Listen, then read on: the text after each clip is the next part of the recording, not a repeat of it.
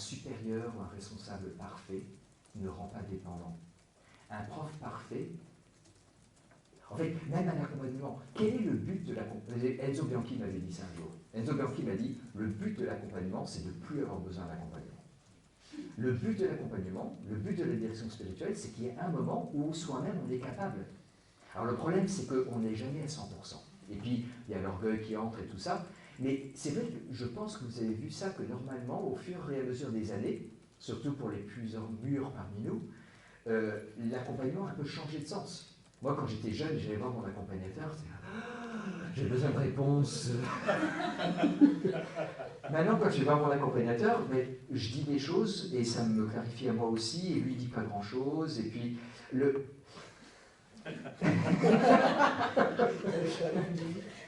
c'est des fois aussi, mais... donc, vous voyez, l'idée, et ça, bon, je suis en train d'aller un peu vite, donc je saute les textes. Mais ce que, dans le texte 24, Thomas explique, du coup, la paternité divine est le modèle de toute paternité. Citation d'Éphésiens 3, Éphésiens 3,14. Là, le Dieu Père de qui toute paternité sur terre et sur ciel vienne. C'est Dieu seul qui sait être Père. C'est Dieu seul qui sait être une source absolue. Il est beaucoup plus source qu'un Père terrestre. Donc, en réalité, la dépendance devrait être beaucoup, beaucoup plus forte. Parce qu'il ne donne pas au Fils que quelques caractéristiques. Il donne tout au Fils. Mais justement, il donne tout. Et donc, le Fils a la même possession de la nature, de l'essence divine, et le Fils est entièrement lui-même.